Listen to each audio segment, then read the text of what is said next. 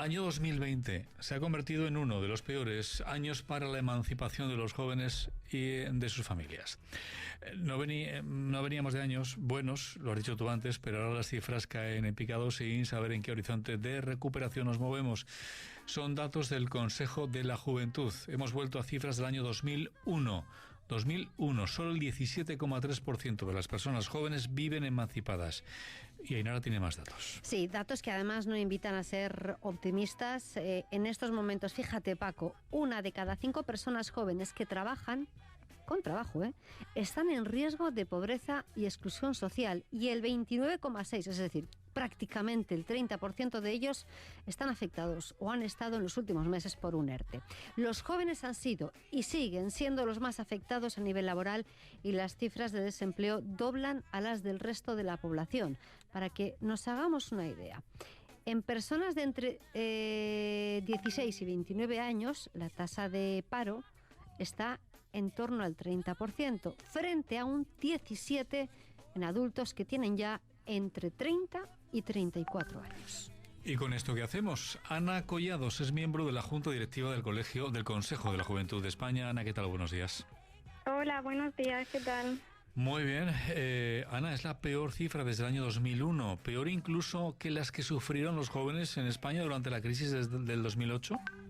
Sí, así es. Además nos encontramos con que la disminución que hemos vivido de la tasa de personas jóvenes que nos podemos emancipar, esta bajada no era tan acusada desde 1988, dato que también es bastante relevante, ¿no?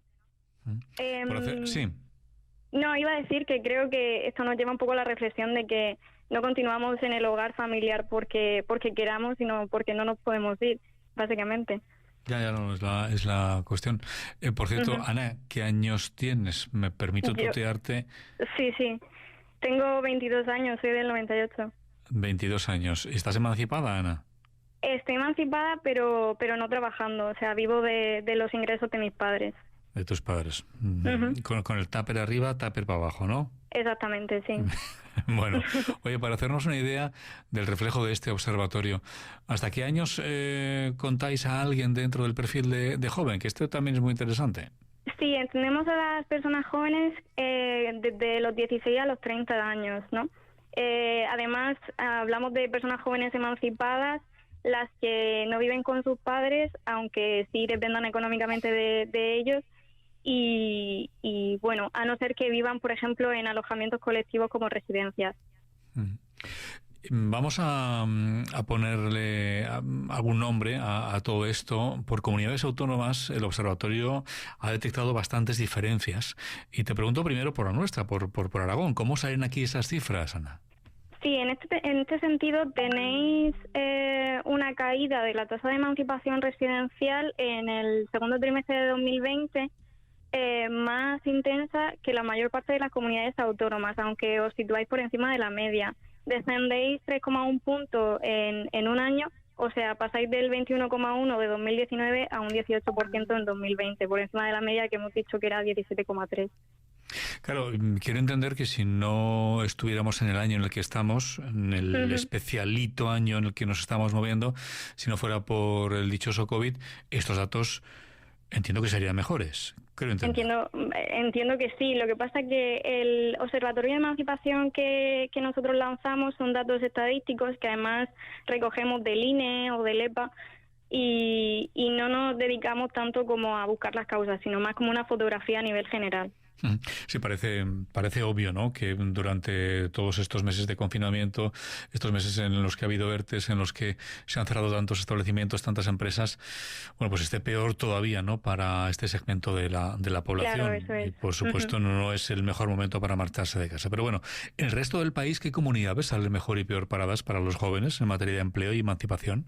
En emancipación encontramos Cataluña como la mejor y la peor encontramos a Andalucía. Mejor y peor. Pero claro, hablamos de emancipación. ¿El salario mínimo en España de un joven? Sí, bueno, eso es muy relevante también porque encontramos que el salario no mínimo, sino medio de una persona joven es de 973 euros mensuales. Y encontramos también que también es muy relevante que el precio medio de alquiler de una vivienda son 904 euros, una vivienda en solitario, ¿no? O sea, una persona joven debe invertir más del 90% de su salario para alquilar una vivienda en solitario. Estas son las cifras, las duras cifras. A partir de estas cifras y de los precios que hoy tiene de media una vivienda de alquiler, creo que habéis pedido una regulación para facilitar a los jóvenes su independencia. ¿Se podría hacer o habría que crear un marco legal que no suponga tampoco una imposición a los propietarios de viviendas vacías? Pues yo entiendo que se debería hacer, o sea, basándonos, por ejemplo, en datos del Banco de España, que no recomienda invertir más de un 30% de nuestros ingresos en una vivienda, si no superaríamos el umbral de sobreendeudamiento. Se debería hacer, debería haber una regulación, debería esta situación por lo menos cambiar. O sea, ¿qué vamos a hacer frente a la inaccesibilidad que tenemos la juventud ahora mismo de alcanzar una vivienda digna, ¿no? Ana, si nos comparamos, no sé si tenéis datos, con el resto de los países europeos. Uh-huh. A nivel emancipación. Sí. A nivel emancipación encontramos, que la media de España es de casi 30 años para emanciparnos y la media europea es de 25,9 años. Somos el 7º país con la edad media de emancipación más alta de la Unión Europea. O sea que, en fin, que el resto de países están en este caso también mejor que nosotros, ¿no? Sí, la verdad que sí. Bueno, pues nada, Ana, oye, gracias por atendernos, gracias por darnos estas cifras, por darles voz a estas cifras que habéis publicado. Un saludo, buenos días.